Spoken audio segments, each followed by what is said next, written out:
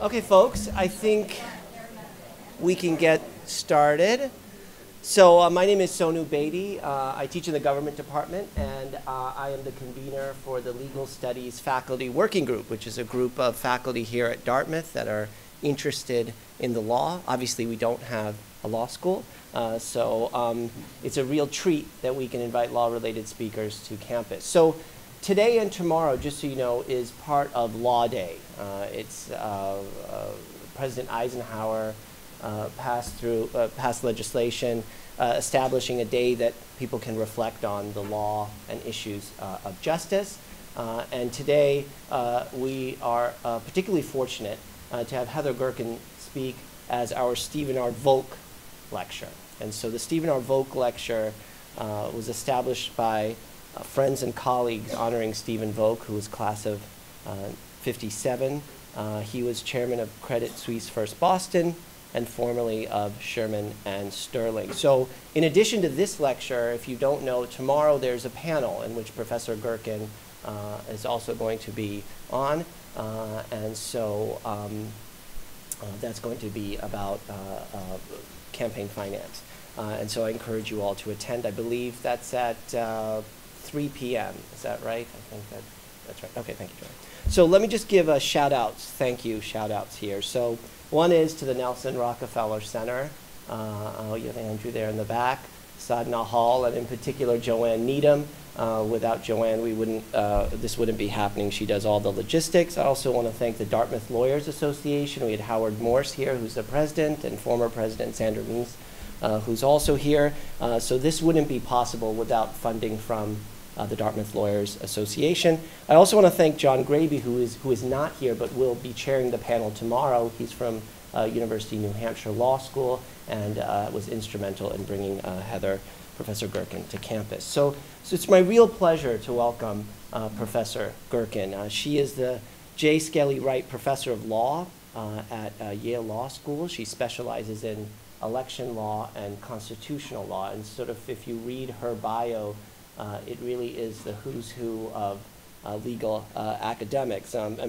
Oftentimes you don't get a legal academic that's been named one of the nation's 26 best law school teachers. She's clerked for Justice David Souter on the Supreme Court. She worked at Jenner & Block, which is a boutique litigation firm in DC. She was a senior legal advisor for the Obama campaign in 2008 and 2012. I mean, her scholarly publications, she has over, if I counted, over 50 law review articles. And so she basically has a record that, like, I will never achieve, even after all my years of doing. And so she's also written 2 books. She also has a number of op-eds and things in media outlets, including the New York Times, the LA Times, and she's also appeared on TV.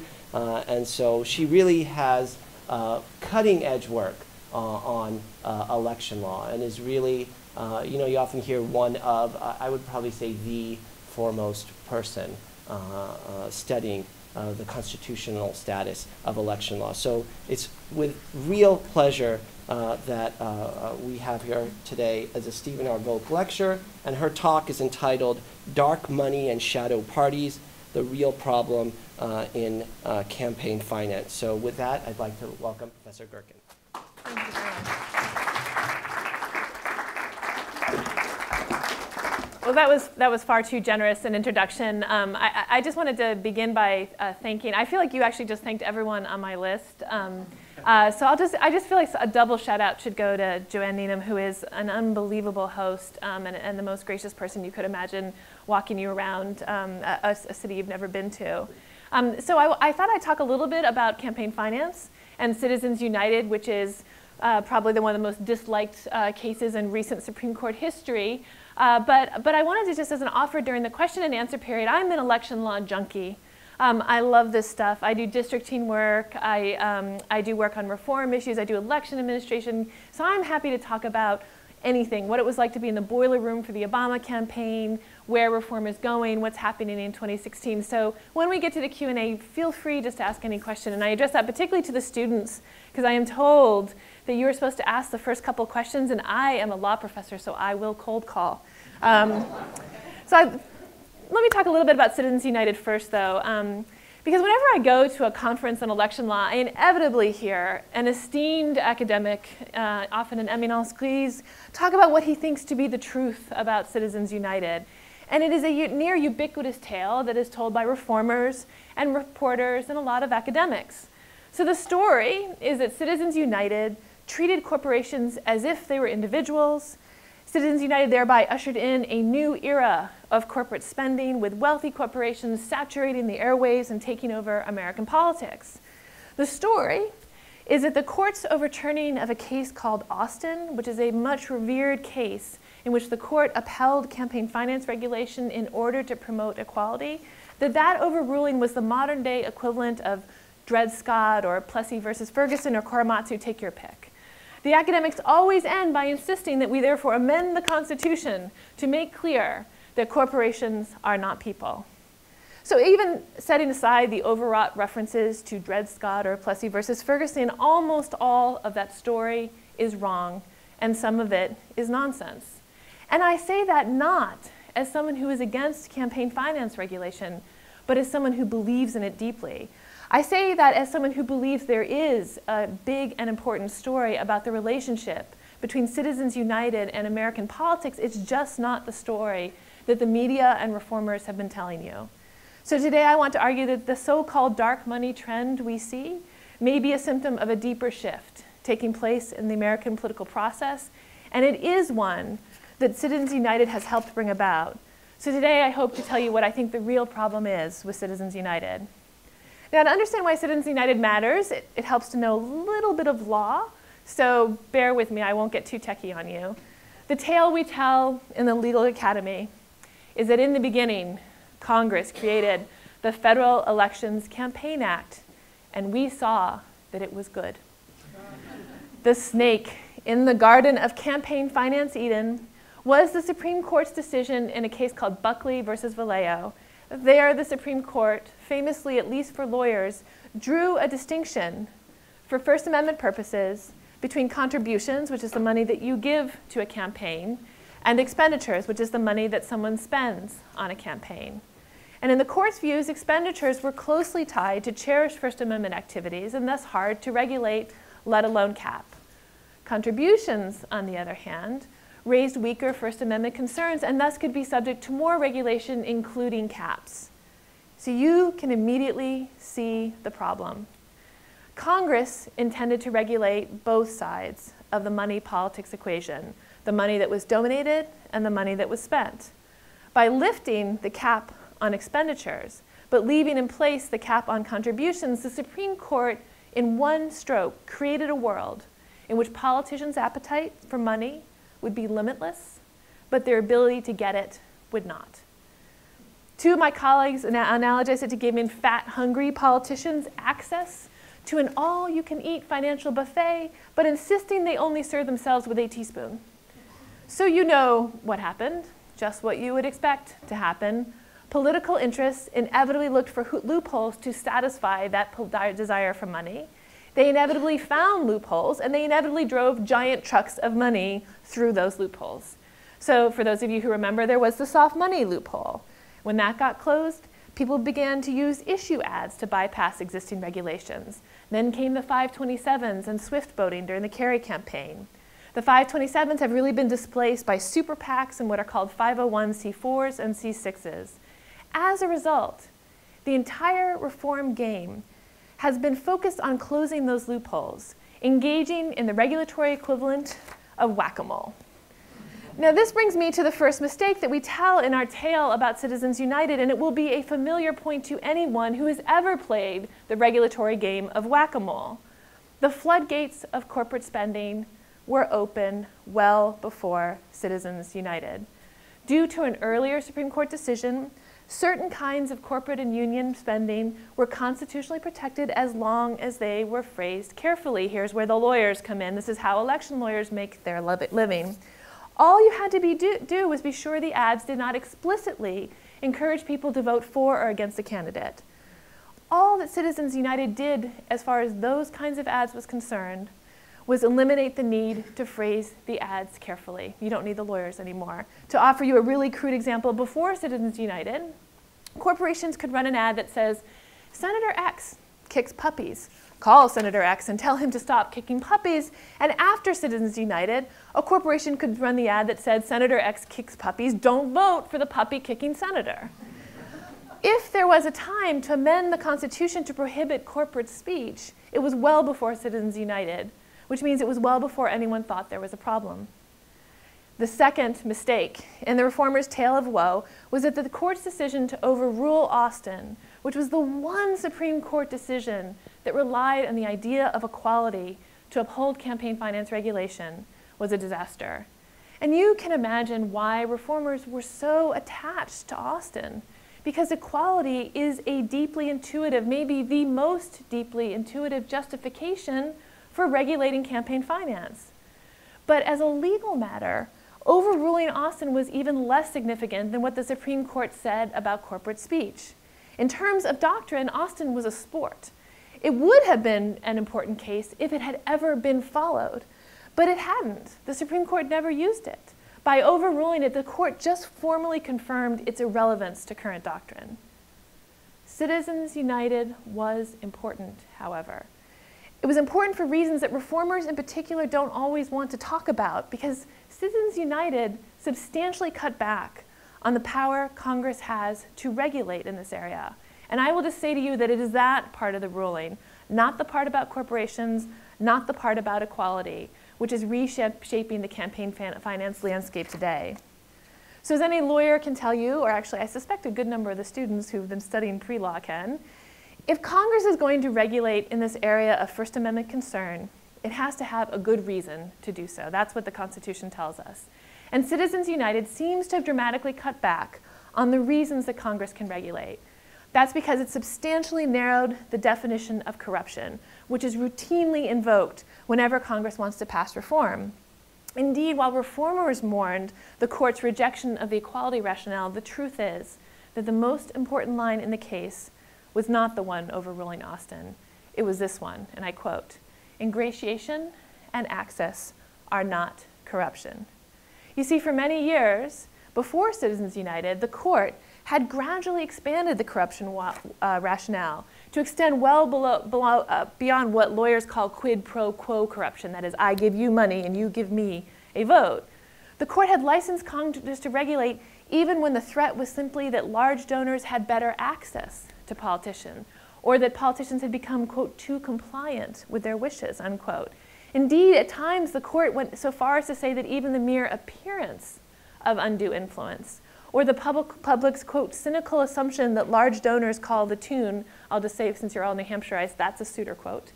The cynical assumption that large donors call the tune was enough to justify regulation. Before Citizens United, in other words, ingratiation and access were corruption. And this extremely broad and quite loose definition of corruption was incredibly easy to satisfy and easy to invoke when you regulated. After all, if Congress can regulate whenever the American people think the fix is in, it can regulate at any time. What this meant in practice was that you could get almost everything you could have gotten out of Austin and the equality rationale without even having to say the word equality. But Justice Kennedy is not a fool. He was well aware what his liberal colleagues were doing, and he did everything he could in Citizens United to put a stop to it. Kennedy did not say that the court was overruling these earlier cases, but that's exactly what he was doing. Citizens United thus raises important questions about what's called independent spending, the spending that is not done in direct cooperation with the candidate or the campaign. So that independent spending is the money that's being spent by super PACs. That is the money being spent by Karl Rove's Crossroads GPS and all the other nonprofits.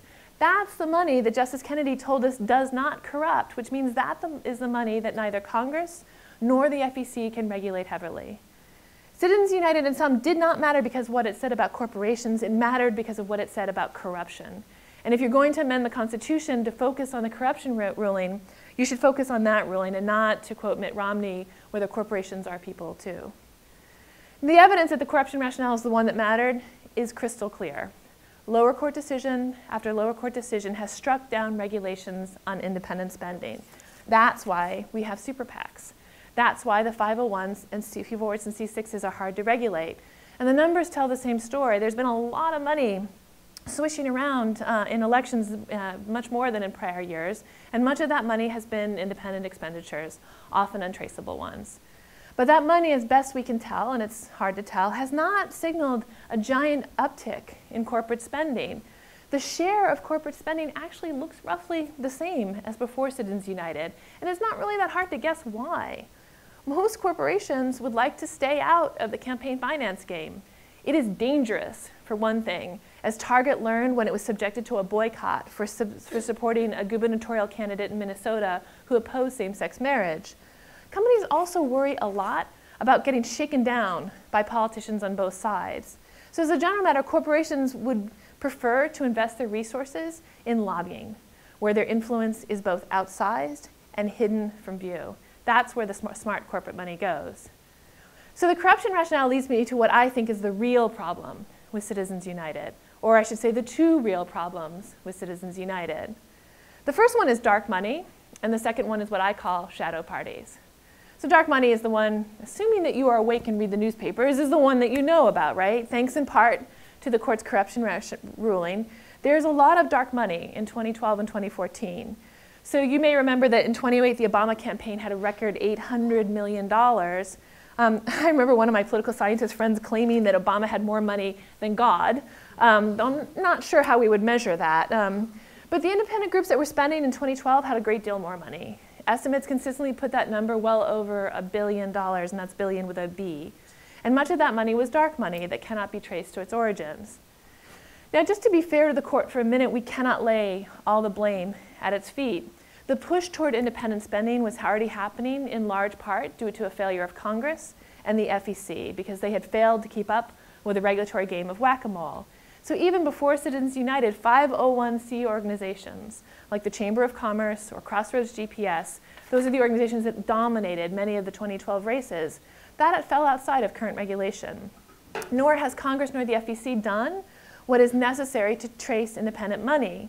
So needless to say, dark money is a problem because we worry, obviously, when billionaires can secretly spend gigantic amounts of money to support candidates. And I'm not going to rehash these worries here because I'm pretty sure you know about them. But I'll just say I worry as much about another problem that dark money is related to. That is, I think dark money may actually just be a symptom of a deeper trend in campaign finance. And it's a point that is less a point about money and politics and more a point about power and politics. My worry is not about dark money, it's about shadow parties, what the super PACs and 501c organizations seemed to be becoming. So what is the relationship between money and power? In this cycle, it is a perfect example of what some call the hydraulics of campaign finance reform. Campaign finance regulations often do not reduce money's influence. Often they simply force it just to find different outlets. Party donors, for example, whose contributions were limited, turned to soft money. When the soft money loophole was closed, they turned to the 527s. The 527s morphed into super PACs. The super PACs are now becoming C4s and C6s. And I think that most people in my field actually predicted that during the 2012 race, we'd see a lot of this sort of independent spending. But we missed, I think, a crucial feature of what that independent spending would look like. Many scholars thought that in 2012, the money would move away from the parties into other structures so that the parties would lose their control of it. Some people even speculated that this would lead to more campaign finance reform because the one thing incumbent politicians can agree on is that they need to keep their hands on all the money. It turns out, though, that the parties actually still exercise an enormous amount of control over independent spending. So what do I mean by that? Because if money is being spent by these outside groups, how is it that the parties can control it? And it's very simple. Despite the prohibition on coordination, in fact, the independent super PACs and the independent 501c4s are intimately interconnected with the real parties. So there's a really wonderful paper by one of my favorite political scientists, Seth Maskett, who graphs the connections between the 527s and party elites, these so-called outside organizations. And the connections are so deep and pervasive that the graph just looks like a rat's nest. And the same is true of the super PACs. Most of the super PACs are being run by people who used to run the candidate's campaign. And it's not just the staffers who tie the super PACs to their candidates, which has been brilliantly shown by Stephen Colbert. I mean, I will say Stephen Colbert, I think, has single-handedly done more for campaign finance reform than anyone in the 20th century except for Richard Nixon. But Stephen Colbert did this really wonderful skit with his lawyer, Trevor Potter, where he had Trevor represent both Colbert and his super PAC, his independent super PAC, at the same time. He even put leaders of both the campaign and the super PAC on the same conference call to talk strategy. I'm actually a trustee of the Campaign Legal Center where Trevor is, and we had to run this all through legal ethics and campaign finance law. He's clean. That's where the law is. So that's the problem with Colbert's running joke. It is too accurate to be funny. The trouble with Colbert's joke is he was playing it straight down the middle. The reality is the farce, the comedy is the tragedy, because there is no common sense definition of coordination that allow what we see today. The legal definition of coordination, in other words, allows a great deal of coordination. My favorite example came in 2012. There were companies that were working both for Romney's independent super PAC and Romney's actual campaign. They were located in precisely the same suites in Alexandria, Virginia. Better yet, the founder of one of the companies was married to the deputy campaign manager for the Romney campaign, who, conveniently enough, also ran a consulting firm that is housed in, you guessed it, the same suite. Now, the husband, temporarily cursed with self-awareness, did admit that the arrangement looks, he said, ridiculous. But then returning to Ferdinand the Bull mode, he insisted that he and his wife never talk about these things. He also told us not to worry about coordination with the third company in the suite, one that also worked for Romney's independent super PAC, as well as Karl Rove's independent Crossroads GPS. Why? Because it was separated from the other companies by a conference room. So much of this non-coordinated coordination is more discreet, but it is just as effective, as a recent study has just made clear. The fact is there's an enormous amount of hidden cooperation between candidates and their so-called independent outside donors, allowing information to be passed indirectly. So one of those interviewed in the study said, look, you hear things. Even if no one from the campaign ever speaks directly to an outside group, the message gets passed along through intermediaries. Other times, the message is just passed by a friend of a friend of a friend to the campaign, so no one's fingerprints are on it. Political operatives even use public tools, the mechanisms and strategies that we bless as transparent, to send signals to their outside spenders. So the campaign leadership serve as what people call conductors, as they signal their message in surprisingly public ways to their outside so-called independent spenders. So campaigns issue press releases. They know that the media will never pick up these press releases, but it doesn't matter because those press releases are not for the media, they are for the outside groups to tell them how to spend their money. Campaign operatives deliberately use journalists who think they're interviewing and getting really good dirt on the campaign strategy. No, they are being used to send smoke signals to outside funders. B-roll footage, which for those of you who are not partisan hacks, which is a huge compliment in my book to be a partisan hack, but B-roll footage, which is that high-resolution video clip that you need for good ads, gets embedded in the campaign website for outside groups just to find and use in their own ads. Donor lists are shared before they're disclosed to the FEC to give supportive outside groups a chance to hit those donors up again on fundraising. Official party committees sometimes shared polling data with one another. The cheekiest effort happened this summer where a GOP polling data was sent out every day via Twitter in a format that would be legible only to those in the know. Even the top tier leadership is connected. Campaign heads, even the candidates themselves, have begun to attend super PAC fundraisers, while donors and operators of the super PACs regularly consult with party officials. My favorite example of the non-coordination coordination is when Newt Gingrich told his own super PAC to stop running certain advertisements. But don't worry, they're totally independent. You can even see these trends at the granular level. So just as many of the functions of the political parties have been outsourced to shadow parties, a number of individual candidates are basically ceding major functions of the party to outside groups. So think about, for example, about what Bush's new super PAC is going to be doing for him. It's running a lot of things that the party used to run. Now, it may seem paradoxical, though, that a group whose sole purpose is to elect a particular candidate is not part of the campaign. But this is where lawyers come in as a legal matter. As long as there is no formal coordination between the candidate's campaign and the outside group, this type of shadow campaign is possible. So these shadow campaigns are just reproducing in miniature the larger story about shadow parties. So now I'll come to what I think is the real problem with Citizens United. What does the emergence of these independent organizations mean for the political parties and the way American politics is structured? And I'll just tell you what keeps me up at night is a single question. Where is Jim Messina, Obama's mad genius of a campaign manager, going to work in 2016 or 2020? Now, I'll just tell you, when I first wrote on the subject, that was an open question. Jim Messina had not decided where he was going to work. Does anyone here know where he's working now? He's working for Hillary Clinton's super PAC. Hillary Clinton's super PAC, right? He's in a shadow party. Now, of course, I'm not really worried about Jim Messina in particular. I figure he's got a good long life and lots to do and is going to make an enormous amount of money. But I'm worried about whether the Jim Messinas of the world, the real political talent in the world of campaigning, are they going to be working inside the formal party structure, or are they going to be working inside the shadow party structure? Because that's, I think, going to matter for what I think of as the ongoing and ever-present battle between the party elite and the party faithful, the leadership and the membership. The super PACs and nonprofits, when they function as shadow parties, can do things that the parties used to do. They now raise money. They push candidates and issues. And their leadership is the mirror image of the leadership we used to see in the parties themselves. Except for one thing. The one thing that these independent organizations do not have inside of them is the party faithful.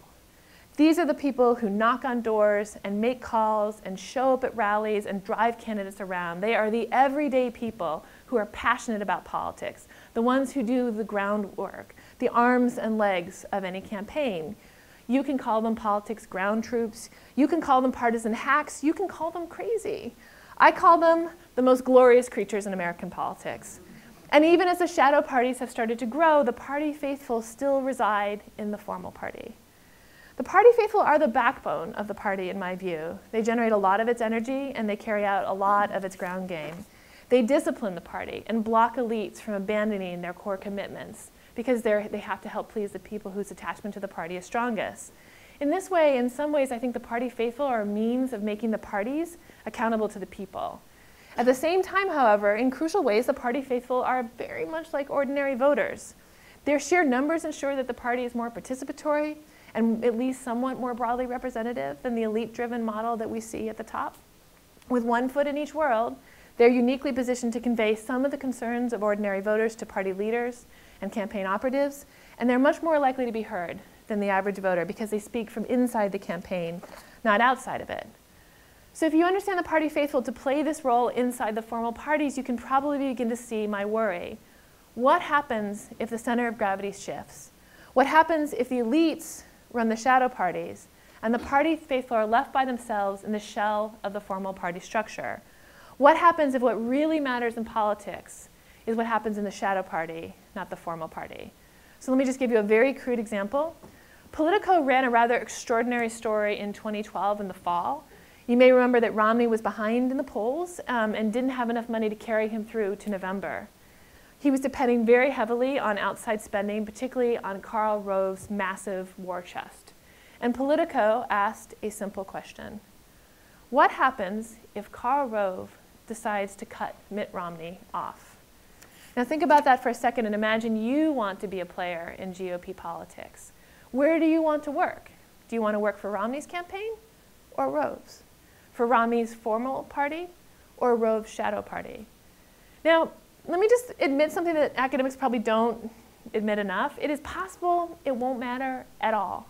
It's possible that these shadow parties will just be a means of evading campaign finance rules, but it's also possible, and I actually think we're seeing some evidence of it, that the center of gravity will shift. We'll see a bipartite world with elites and big donors occupying one institution, wielding enormous power by virtue of their money, and the party faithful occupying the other, with the formal parties becoming something where you just switch the lights on, run your campaign through it, and leave it at the end. Now, I worry about that quite a bit, in part because I have a slightly romanticized view of the party faithful. I think of them as one set of people who are capable of keeping the parties honest. The party faithful are in some ways a bridge between the elite at the top of the pyramid and the voters at the bottom. They provide an institutional check on the bargains that elites can strike, some break on how many principles get compromised along the way. Because party faithful are partisans. They know that compromise needs to be made, but they also believe in something, which is why they are the party faithful. Now, if the parties were just composed going forward of the top and bottom of the pyramid, the elites and the moneyed people at the top and the electorate with the bottom, with no role for the party faithful in between, I think a lot would be lost. If not for the higher level of engagement and deliberation among the party faithful, ordinary voters would be in even greater danger of being manipulated by party elites, just as consumers are sometimes subject to manipulation by firms and advertising. Just think about the world that we're in. Strong ideological polarization means that ordinary voters nowadays are just unlikely to exercise their exit option and vote for the other party. I mean, there's a recent study by Pew that shows something quite extraordinary, which is that people who are comfortable with their kids dating outside their own race are not comfortable with their kids dating outside their own party. That is, there are people who think that it's worse to bring a Republican or a Democrat home than, which is, a wonderful thing about where race relations are, but not such a great thing about where party relations are. But that's an extraordinary moment when ideology has so deeply seeped into our identity, when partisan identity has become so powerful that it's the kind of thing that used to activate people's biases the way race used to and still does.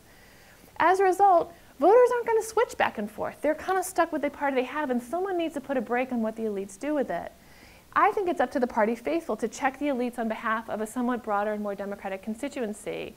In some ways, party faithful help solve what's always been a conundrum in politics. Ordinary voters cannot directly monitor their representatives. It takes too much work. So how does the principal control the agent? We often cast political parties in this role. That is, we often imagine the political parties policing representatives on behalf of the people, but who's going to guard the guardians? Who will ensure that the parties do right by their voters? And one answer is the party faithful. All of this means that we need to think differently about the party. We need to have a hybrid approach that takes into account the party's multi-layered role in politics. The party speaks in part for ordinary voters, it speaks in part for elites, and it speaks in part for the party faithful who stand between them. It is what one of my co-authors and I call the pluralist model. And we use that term not to refer to multi-party democracy, but really just to the competition and cajoling, the disagreeing and the deliberating, the buttonholing and the bickering that takes place and should take place inside the party structure. Now, if you care about the party faithful, you know that one of the signal strengths of the modern political party is that it has so many points of entry for people, and therefore it can accommodate so many different groups. As a result, the formal party leadership is connected not just to large donors and party elites, but to the party faithful. Large donors bring with them large quantities of money whose value is never underestimated in party circles, but the party faithful bring energy and time and attention. They are the faces who stand behind the candidates at rallies, the people who drive voters to the polls, the voters in low turnout primaries. Just as cold, hard cash matters to campaign, so do warm bodies. And when the party faithful enter into the campaign process, they become part of a diffuse network that helps steer the party along.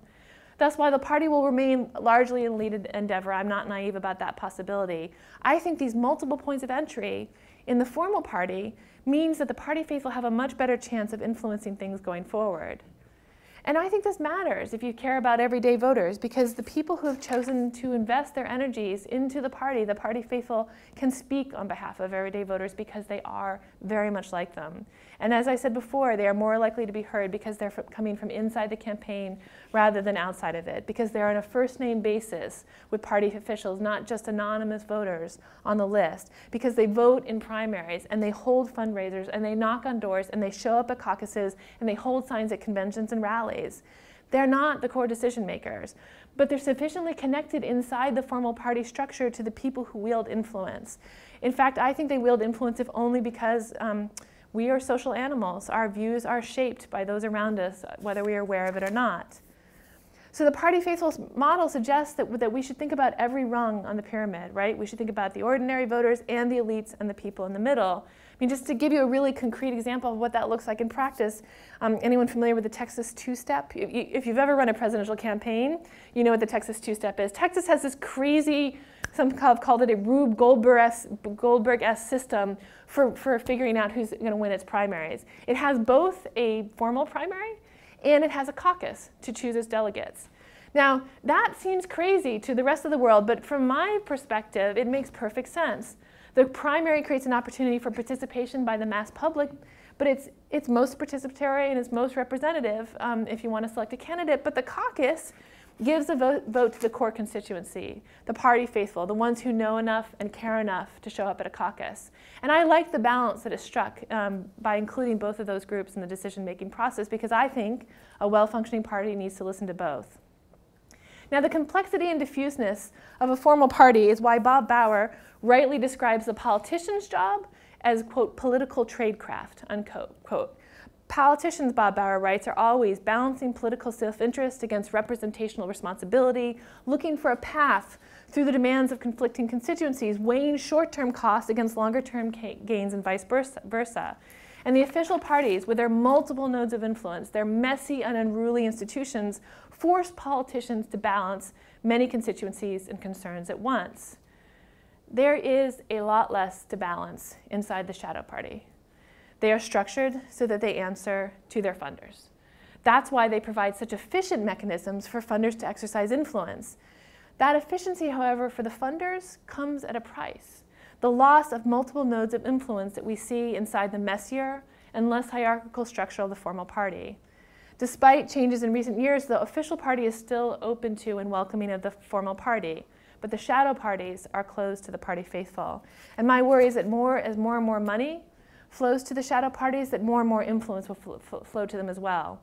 Party elites will still have to practice some political tradecraft, but there are going to be fewer constituencies to balance when they do so. Candidates will look mostly to the shadow parties, and the party faithful will be hived off into the increasingly irrelevant formal party. If the formal party serves a role, it will just be a shell organization that is temporarily occupied by a candidate whose real campaign is being run by the shadow party. The party faithful will be farther and farther away from the decision makers who really matter, and thus play less and less of a role in shaping the direction of the party with each election cycle. Now, I think that's terribly unfortunate, but that's unfortunate, I think, in large part because the party faithful matter. Party elites are always, as I said, going to have to practice political tradecraft, but it's a real problem when they don't have many constituencies to do so. The system as a whole, I think, suffers when we move away from the pluralist model that we see in the formal parties and toward the elite-driven model that we see in the shadow parties. The party's faithful, already reduced role will become even more anemic than it already is. So I'll end by noting that I could be wrong. Politics is an ever-changing dynamic force, and few things stay stable for very long. But I will also stick with my romantic point, which is that we shouldn't lose track of the partisan hacks. Politics foot shoulders the worthiest, the most honorable participants in the party structure, which is the party faithful. Because while I've been among those who've been worried about driving money outside the formal parties, my bigger worry is that we're also driving power outside the formal parties, that we're turning them into shell organizations whose utility to a candidate is little more than the heuristic Democrat or Republican, which gives a signal to voters on the ballot. We are separating the party elite from the party faithful. We are ensuring that the party elites talk to moneyed interests and the party faithful talk to the rest of us. The informal social network that once provided a bridge between these two worlds is slowly being dismantled. I have faith in the party faithful, and I hope very much that they will continue to wield the power they do, but it is hard to see how that will be true if the powers of the shadow parties exceeds that of the real parties. Thank you very much.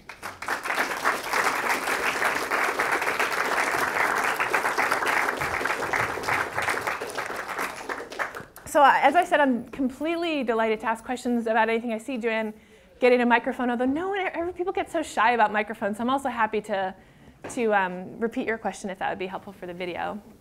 And I'm supposed to call on a student first, and I am serious about cold calling. I ask my students, if you twitch in my class, you get called on. So I'm looking for a student feeling guilty, thinking they must have some question about politics. Why? I can see, thank you.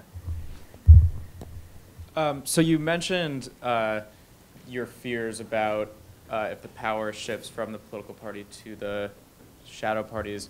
Do you think there's kind of like an organic quality to the shadow parties that might reflect the structure that political parties now have, wherein if the power shifted fully from the political parties to the shadow parties, they might have to reorganize themselves to allow more, as you put it, party faithfuls into their structure? Yeah, it's a really good question. So one of the things that's been really distinctive about campaigns, and it's a lesson I really learned from being a senior advisor to the Obama campaign, is how much campaigning is changing. So it's not just about air wars anymore. That was the old model. Just put ads on the airwaves and you'd be done. Touches matter. Social networks matter. And in that respect, it's hard to imagine the party faithful being left out entirely. You don't need people so much knocking on people's doors. You need them talking to them on Facebook. And so it's clear to me the party faithful are still going to play some role, and it's possible that the shadow parties will pull them inside it. Possible. But it's so much easier just to separate those two things out as a management matter. And especially because I'll just say, if you're a party faithful, you are a Democrat or Republican in your heart. It's tattooed on your bottom. It's emblazoned in your head. Right? You're not going to go work for Crossroads GPS, right? Or Ready for Hillary. Like, these are not the places where your heart lies. So one, I think the party faithful are just naturally going to gravitate toward the parties. But two, even if they get integrated into the shadow parties, I think there's going to be a cap on how far that they get to go, because the shadow parties are entirely organized around funders. And the funders are much more hierarchical. And I think will stay that way. Otherwise, if they weren't, they wouldn't be funded. I'll just say there's a reason why funders have moved outside the parties. They get less influence. If they fund the parties, they're competing with a bunch of other interest groups inside the party. If they fund their own super PAC or 501c4, they wield total and absolute influence. So there's an incentive, I think, in other words, for these shadow parties to stay as hierarchical as they are, which I think just necessarily puts a cap on how much the party faithful can do. The other thing is just on this, even if the party faithful wanted to rebel, what are they going to do exactly? So again, in this world of a highly polarized environment, so if we are all sort of here, the party faithful are here. There is no exit option. And you can stay home, right? That could be what the party faithful do to enforce their exit option, to stay home. These people are not going to stay home. I mean, I vividly remember when I was working for Barack Obama in 2008, there was not an enormous amount of love lost between the Clinton campaign and the Obama campaign. When the primary was over, though, the Clinton people moved in and put their shoulder to the wheel, and the same thing is going to happen, after this primary. So I just don't think I think it's hard for the party faithful to assert much by way of an exit option, which means it's hard for them to get much in the bargaining process. Now I can open it up to everyone. I know there was a question in the front. Well, I'm just a little cynical about this party faithful as being opening up the system. I think the party faithful is getting narrower and narrower and more ideological. And so I don't see them really as seeking, having much influence on the general electorate, because they're so ideologically based. And that's what I say. I'm also more cynical, because what I've seen in local politics is not something that makes me feel very good about politics in general. It's the lowest common denominator. I'd just like you to comment on who is this party faithful that gives you so much faith. I don't see it. Yeah, so you cannot be more cynical than an election law professor. Like, we are the most cynical bunch in the academy. So I'll just say, the question is as opposed to what? Right, so I am with you that the party faithful are imperfect, and that many of them are highly ideologically driven. But think about the alternatives. The alternatives are elites or voters. Now, you say they're not representative. I think that may have been true in the past, but voters are remarkably polarized. So we used to think it's just the partisan elites who are polarized, and voters are all kind of moderates by instinct. But that has actually not been borne out by recent data. There's a fight over it, but really the recent data suggests that split is happening even among just everyday voters. Even the people, even the so-called independents, there's an enormous number of people who call themselves independents. They are not independent at all. They're not moderate voters. They are not swing voters. They are consistently aligned with one party or another. They just like to call themselves independent. So when you sit down at a campaign for a presidential race, you look at the numbers and you realize you have two choices about how to run your campaign. You have an increasingly small slice in the middle, right, that you could compete for, or you can turn up your base and shut out their base. everyone's choosing the second strategy. Why? Because there's so few voters to compete for in the middle anymore. So the whole game is to get your base going. In that world, I think the party faithful are our best hope, because they're not perfect, but they are at least closer to the ordinary voter than most of the people who are running these campaigns. And so it's definitely, the political science question is always as opposed to what, and as opposed to the alternatives that exist out there. I think they are the best thing that we've got going. What about a third party? Because I think the only reason that you see the Democrat going home, even though he's independent, he's got only two parties. He has no choice. So I don't think that they're tied as the normal voter. It's just that they have no choice. They have to go one way or another. Yeah, so third parties are often discussed as a sort of alternative. The trouble is called law. So the parties exercise enormous advantages in running through this process. So let me just give you an example. Americans Elect. Americans Elect had a couple of hedge fund billionaires pushing it. They actually managed to overcome the gigantic legal barriers by getting someone on the ballot. It turns out, I'll just say, if anyone tried to get someone on the ballot in New York, you have to get a signature by a certain number of people in your party in every part of the state. There are no Republicans in Manhattan. So and the 6 Republicans in Manhattan apparently are just like routinely called every time to put their signature on. So it costs some campaigns more money just to get on the ballot in New York than it costs them to get on the ballot for half the country. So these guys had enough money and savvy to get on the ballot. They couldn't find a candidate to run for them. They couldn't find a candidate to run for them, even with widespread dissatisfaction with where the parties are. Why? Because the candidates know that the party heuristic is so powerful. If you're going to run, you want D or R next to your name, because it automatically gets you a huge number of votes. People have no idea who Americans Elect are. So it's incredibly hard, both on the law side, but also on the political science side, to get a third party up and going. If it did, I think these coalitions are ripe for fracturing.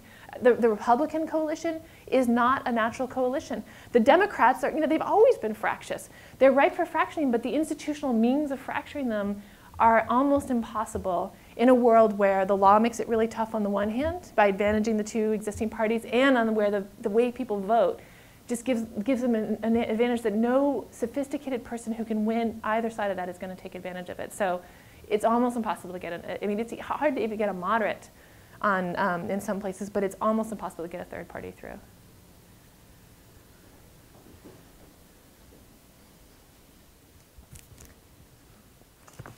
I like to talking about a different model of the election campaign. What's the effect of this?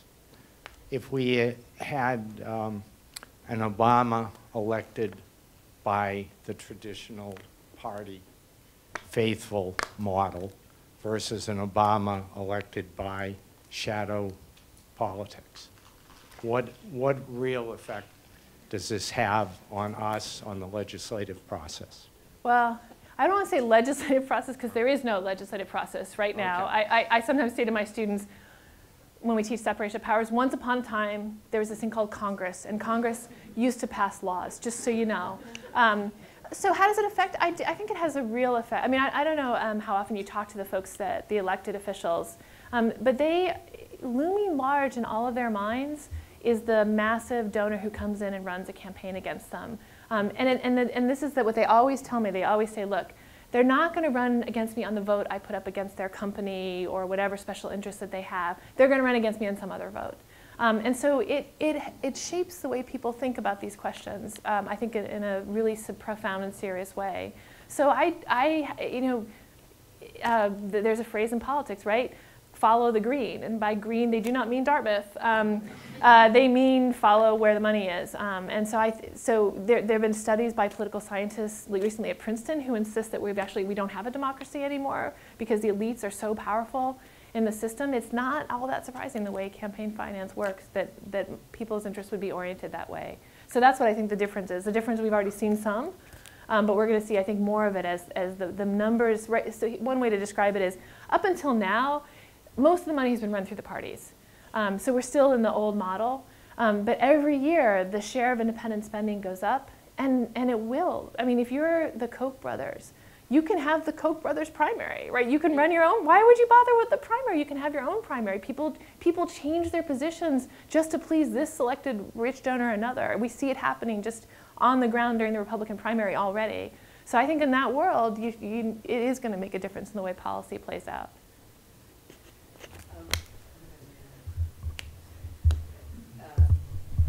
At the risk of putting you on the spot and of asking a slightly different topic on campaign finance reform, the Supreme Court came out with a decision yesterday talking about judges. For those who don't know, it upheld a law in Florida which restricted what judges could and could not do for fundraising purposes for judges who are elected.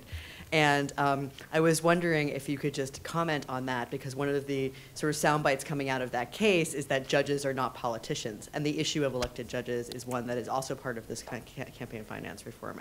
Yeah. So it's actually, campaign finance reform never wins with this court. so just for that reason alone, it was unusual. I mean, one of my friends was quoted as saying that right now it feels, the world of campaign finance reform feels a little bit like Jurassic Park, with the Supreme Court playing the T-Rex, which is, don't move. If you don't move, he won't kill you, right? So everyone is sort of frozen, hoping nothing goes up. The one place where people have some faith that campaign finance can get a little traction is with judges. And I'll say to you, I think it's not because campaign finance reform is getting traction. It's because of judges' sort of deep-seated, intuitive sense of what they do. So the Supreme Court justices, I would bet you, if you just put them behind the scenes and ask them privately, would all tell you they think judicial elections are anathema. And that it fundamentally compromises how they think about their job and what they do. Now, you can be cynical about it, right? Because you can see partisanship moving through the non-elected side as well. But every federal judge I think I know or I've ever spoken to about this has always said, that they really think this is damning of the system to have judges be elected. In that world, it's not surprising actually to me that the Supreme Court, the 2 times where campaign finance has had any traction at all, is in this context of judges, because for them it's not a campaign finance move, it's a judicial elections move. Right, so I don't read it as a campaign finance case. I read it as a judicial elections case, which is why I think Roberts was working so hard, because he has a clear view on the legislative side.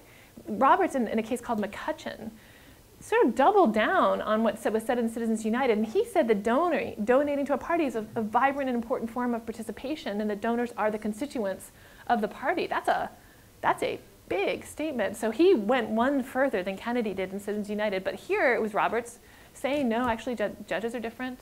They're not like legislators. They're not beholden, and they should be insulated from these kinds of concerns about money. So that's why I read it as a case about judging and not politics. Back. Yeah. Hi, thanks. Great lecture, Professor Gerken. Given how dysfunctional campaign finance has gotten on the shadowy group side, do you think, even though it might not be best possible world, in your view, that it might make sense to deregulate the party donation and the campaign donation side of things, both to undercut the influence of the shadowy groups, and maybe if it's done right, make it so that politicians aren't spending all of their time trying to scrape together $2,000 donations, Yeah. Which sort of has all sorts of bad bad ancillary effects besides worries about quid pro quos in terms of how they think about what they're doing and kind of their incentives and so forth. Yeah, so that's a really good question. And if there is a deal on the table for campaign finance, that's the deal.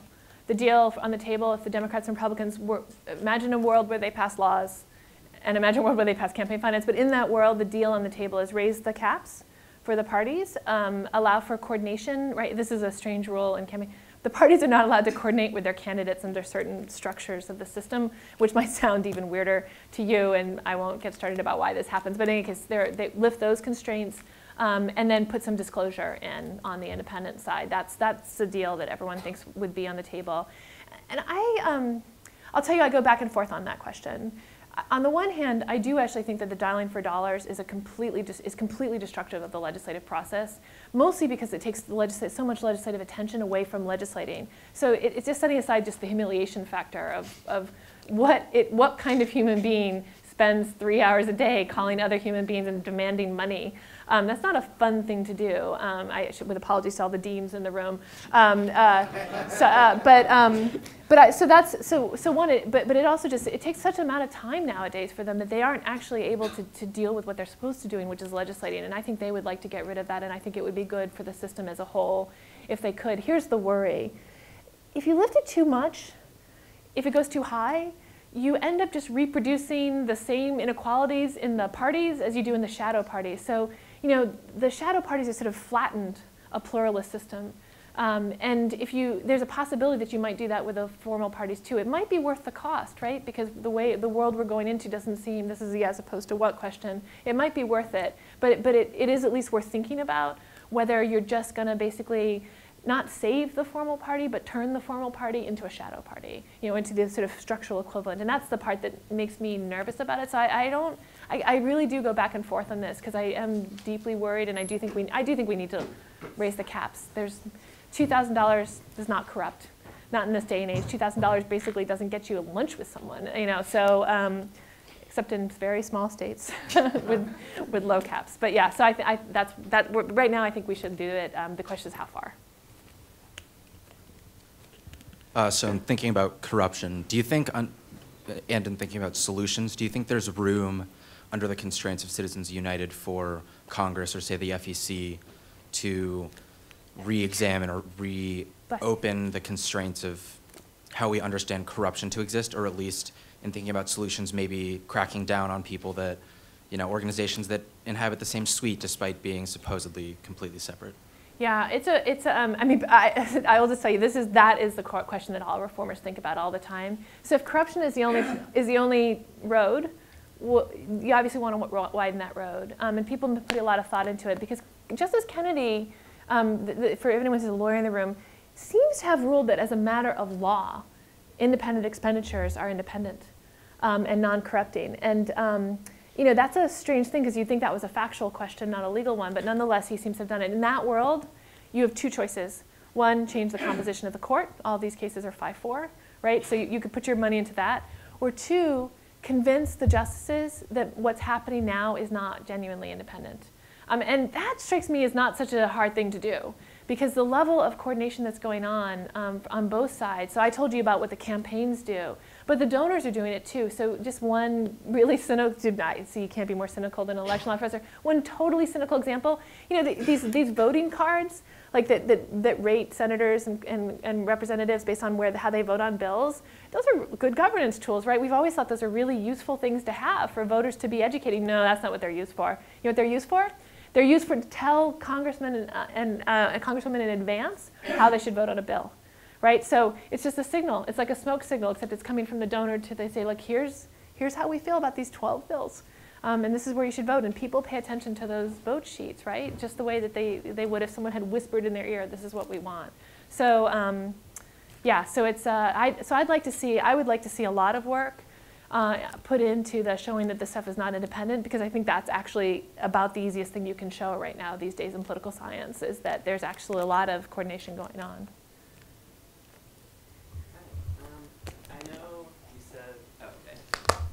I know you said that a lot of firms are better off lobbying as opposed to donating to campaigns.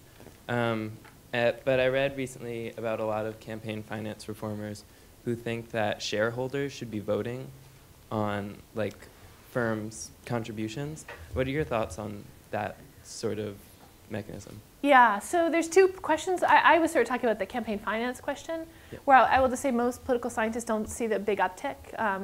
That the money seems to be coming from individuals or privately held corporations, you know, that are just run by a family. If you want to put on your corporate law hat for a second, I do think that it's sort of crazy for corporations to be lining the pockets of politicians for, you know, with corporate money. That is, they're just things that corporations spend money on that are things that their managers might be interested in doing because they hold this political view or that political view, just like, you know, they like to have big salaries. And those are things that shareholders ought to be able to pay attention to. So I think as a corporate law matter, this is something squarely within the interests of shareholders, in part because I think actually it doesn't make sense for a corporation to spend on campaigns as much as it makes sense to spend on lobbying. And here's one way to describe it. In a world where there were a lot of Elizabeth Warrens, you should probably, if you're a corporation, you may want to spend some money on a campaign, right? Because you want to get Elizabeth Warren out.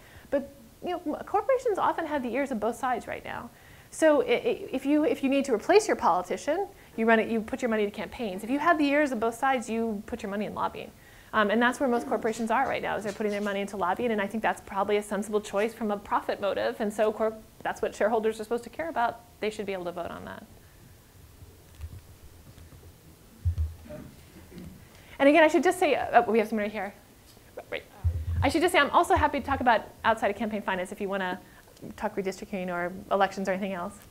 So I have a question regarding federal and state, and I think it was Justice Brandeis who said something to the effect of the great thing about the U.S. system is the states can act as laboratories for democracy. Yep. So are there any states, you mentioned the Texas two-step, are there any states that are doing anything interesting around campaign reform, or is it just really irrelevant and it's about the federal, the National Democratic Party, the National Republican Party, and the states are kind of irrelevant in yeah, election reform? It's a great question. Neuweiss versus Liebman, Justice Brandeis. The states are laboratories of democracy. So the states are laboratories of democracy on this front as well. So just a couple of examples. One of the central problems in figuring out where the money's going is, let's say you give me money. I'm the Chamber of Commerce, and you're IBM, and you give, or Dell, whoever. You give me money, and you say, here's a lot of money.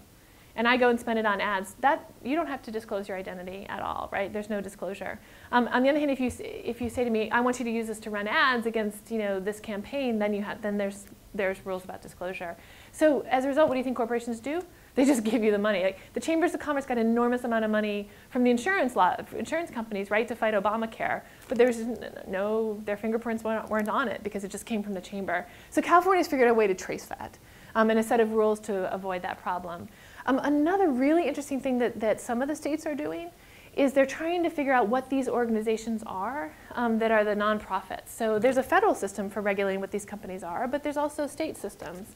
So there's a couple things that are going on. Some states are thinking about changing their own laws about incorporation, which would affect the nonprofits that are incorporated inside their state. That's perfectly within their purview. And some are it's very jargony, but they're creating new names for these organizations that doesn't let them go in, I'm a super PAC, I'm a 501c4. It doesn't use the same boxes, which means that there's different disclosure requirements.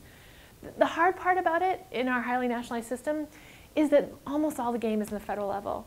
And even state and local elections almost exactly mirror national elections. So just, the mayor of New Haven's fate depends less on what he does as the mayor of New Haven as how Barack Obama is doing that year, right? So people don't have the bandwidth to know what's going on at the local level, so they just vote the heuristic, D versus R. And that's almost entirely shaped by the national level. So the real game still remains at the federal level, even if the states are doing what they can.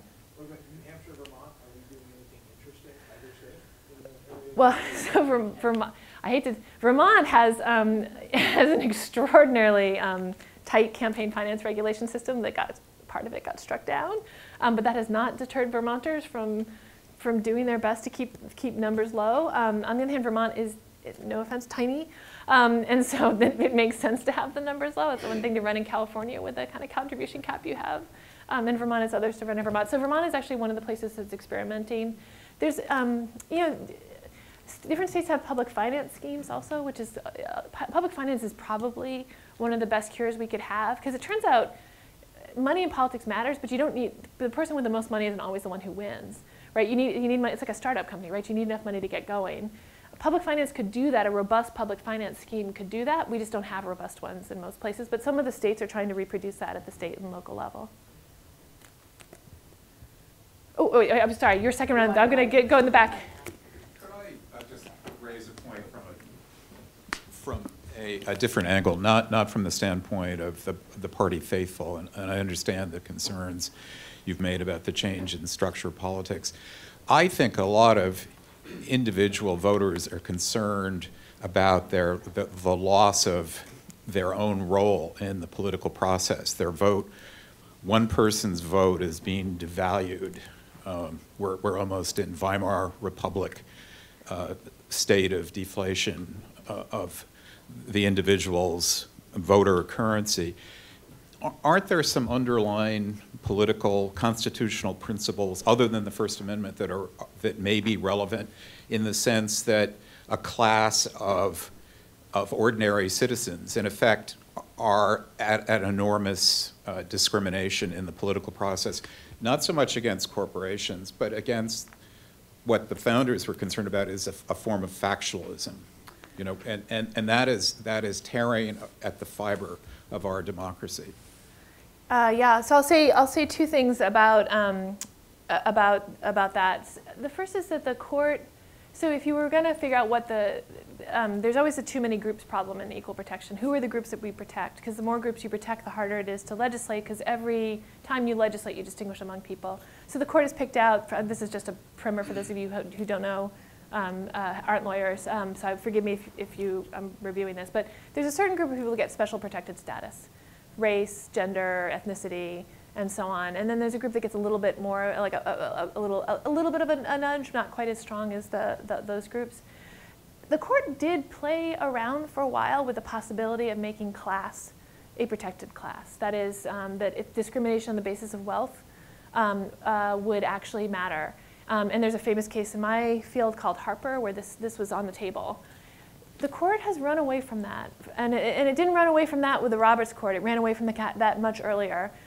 Because the problem is if you just start to think a little bit about how far that would lead judges into the world of legislation, how much stuff might get struck down at the end, you realize that if your judges are conservative in the Burkean sense, and the judges would have to essentially second-guess legislation on almost every dimension because almost everything has class dimensions. So just to my field alone, voting. You know, the fact that you have polling places means that it's easier if you drive than if you have to take a bus, right? Just period, end of sentence. That's that you could challenge that on class basis. Even small things that seem nominally small are really, in fact, putting burdens on people on the basis of economic status. So there is no category like that.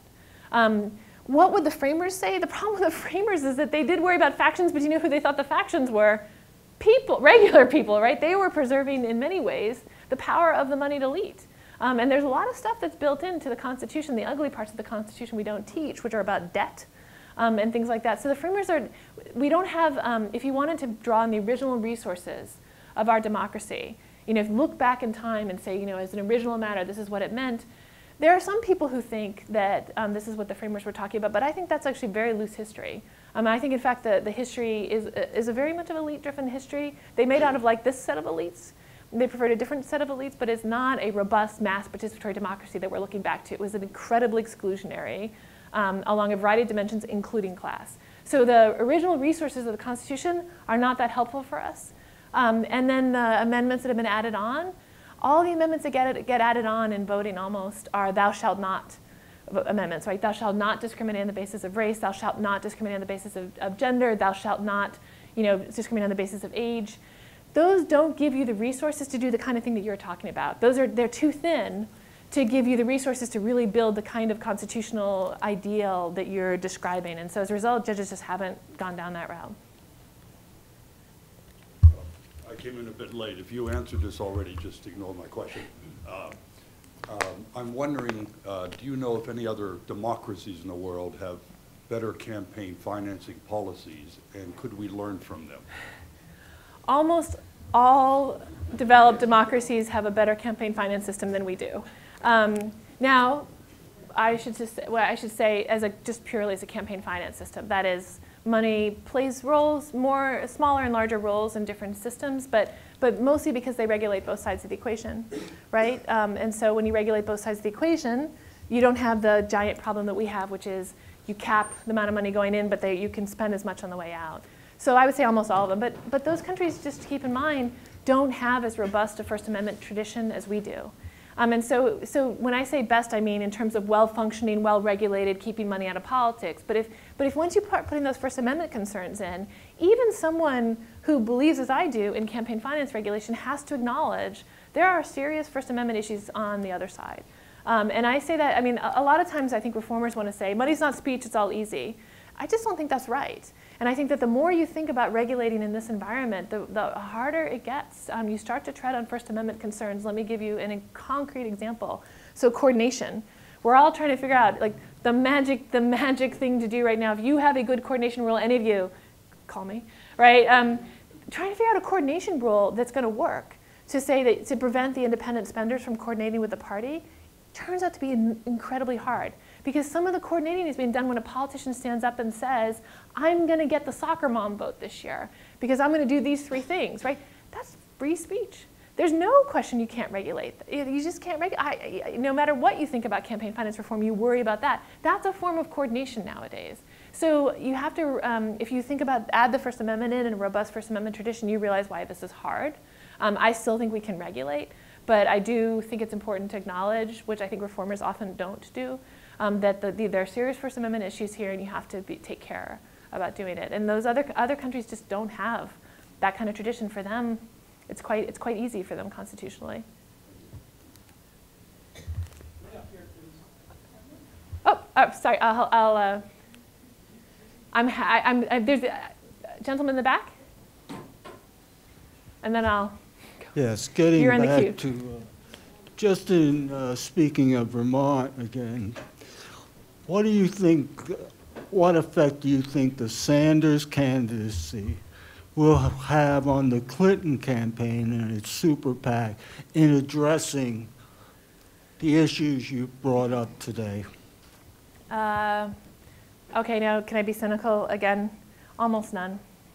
I mean, to really make an impact as a third-party candidate or even as someone who's going to challenge the obvious contender in a primary, you just need more support and money than Bernie Sanders has, I think. So I am glad he's there and speaking and saying what he's saying, but what effect will he have on the landscape? I think almost none. And that's, this is always the dilemma. I mean, Barack Obama learned this. Barack Obama taught election law, clearly is a supporter of campaign finance reform. He opted out of the presidential system. Why did he do that? Because he wanted to win, right? I mean, it's a sort of simple equation.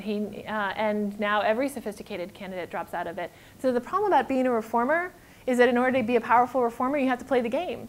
And once you start playing the game, you find out how hard it is to be a reformer. So Bernie Sanders is a reformer. He's not going to play the game, but I think that's going to, in order to fix politics, you got to play politics. The question is, though, will his candidacy have an effect on the Clinton campaign and the super PACs? If they're going to have to answer some questions in relation to what you have been speaking about. Not that the Sanders campaign is going to prevail.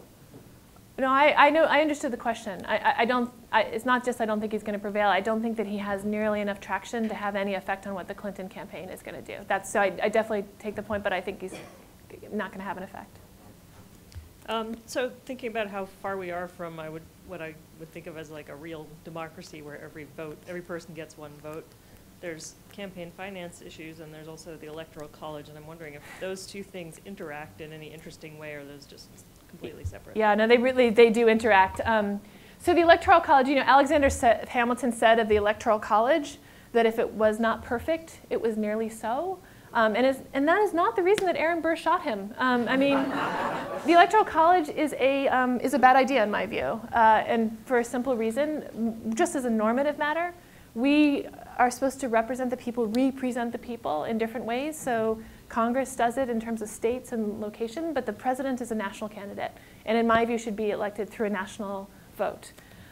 It has a real effect both on campaign finance and on election administration for 2 reasons. So one, on campaign finance, I'll just say, I was in the boiler room in 2008 and 2012. It's this enormous, big floor, and there's the lawyers and the data guys and the client, David Axelrod and David Plouffe. And then outside, there are tables. And under each table, there are the people who are staffing that state. How many states do you think we were staffing? 12 or 13, right? There are a couple, maybe a little slightly swing statey states, but the real ones were, the big signs, there are only 12 or 13 signs. So all the attention goes to those places. All the money goes to those places. So I don't know, you guys, You guys get a lot of attention.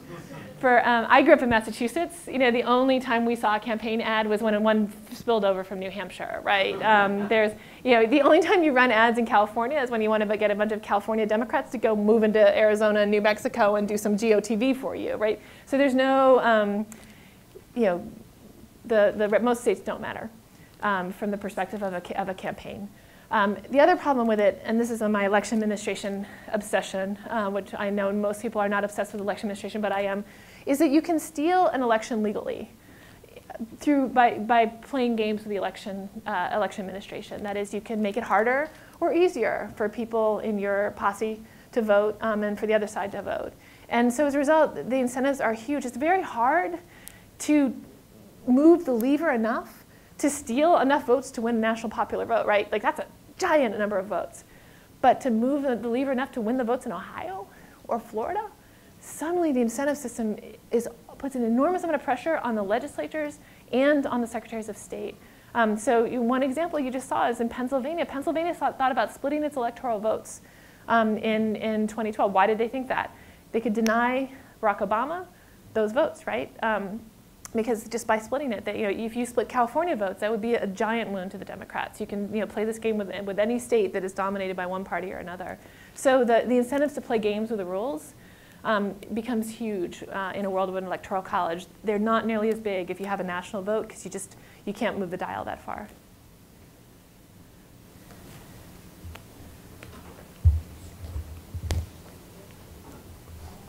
So I was interested in what you were saying about the party faithful, and I thought your language, which is typical of our generation, looks to the language of our parents' generation and invests some sort of credibility in these two political parties that is frankly not there in our generation, and I think is really not there in the generation to follow us.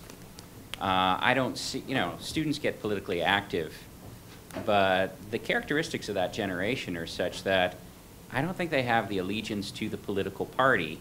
They haven't grown up in an environment in which those political parties have been doing the sorts of things that they did in our parents' generation or even our generation.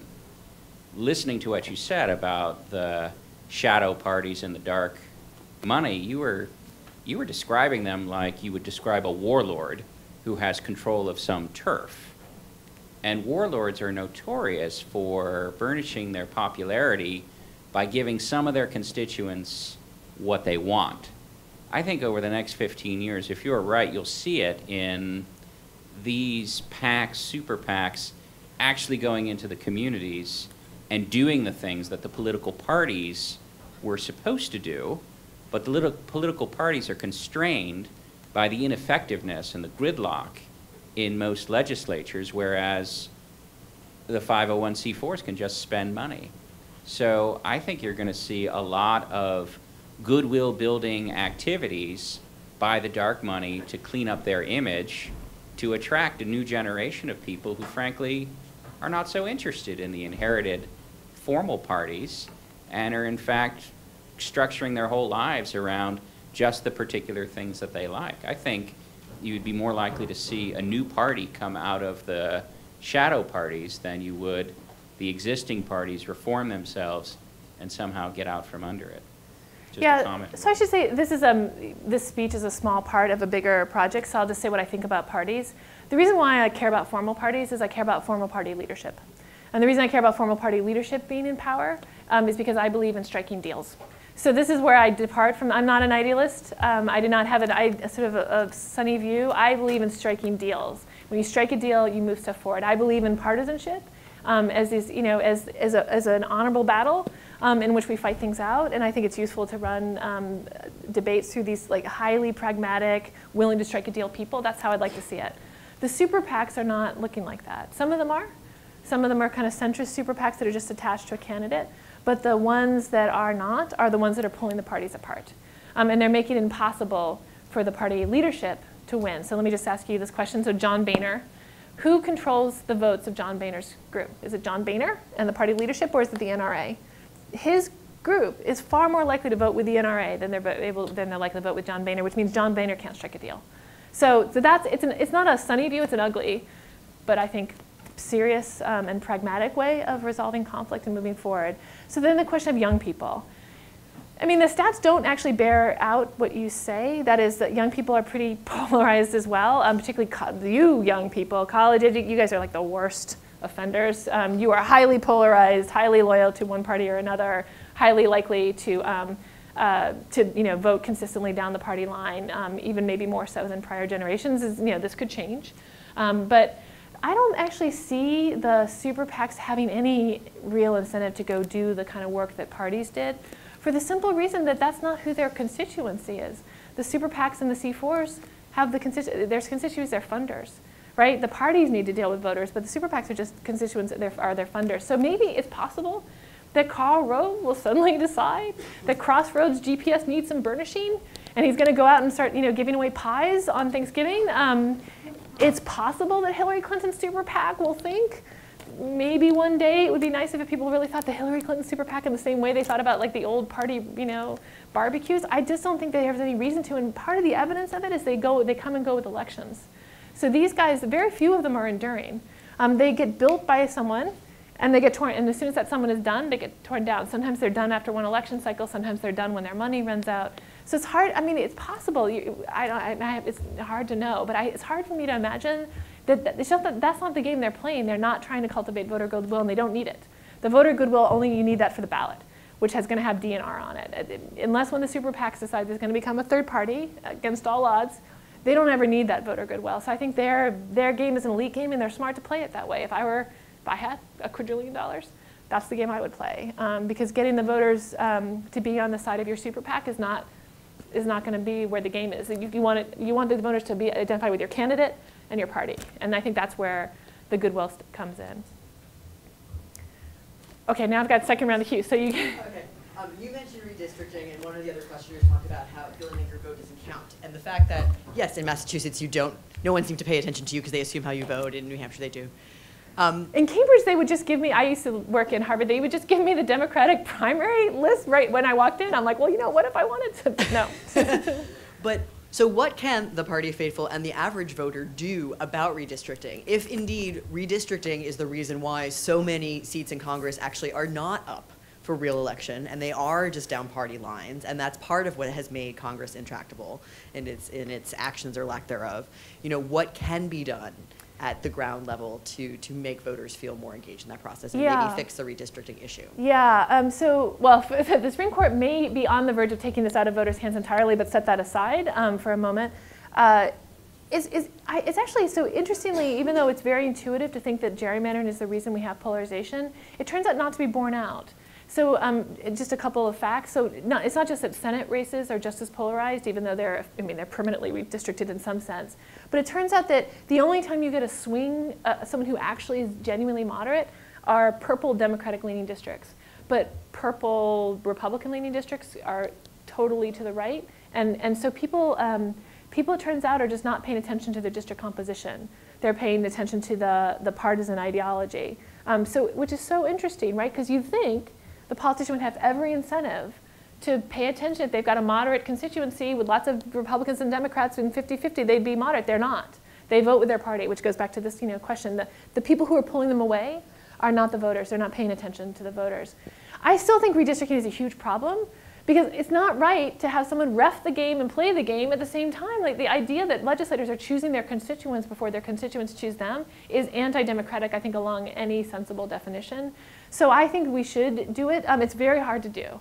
And it's very hard. I've testified in front of the Massachusetts State Legislature. I said they should give up their power to redistrict, and one of them put down his reading glasses. Professor Gerken, is Texas going to give up its redistricting power? Why should we disarm unilaterally? So I think what you have to do is think of it as a here to there problem. So we're not going to be able to just add water and create a nonpartisan districting system. So we've got to think about things along the way. So I like the idea of creating shadow commissions, where you create a nonpartisan commission that shadows the legislature, because what you will find is that it doesn't matter. You can pick random people off the street, they will come up with a better plan than the legislature. You can have contests, and you can just show that like even paying attention to everything the legislators say they're paying attention to, the Voting Rights Act, one person, one vote, you can beat them on every dimension because that's not what they're pushing their districting, it's just partisanship.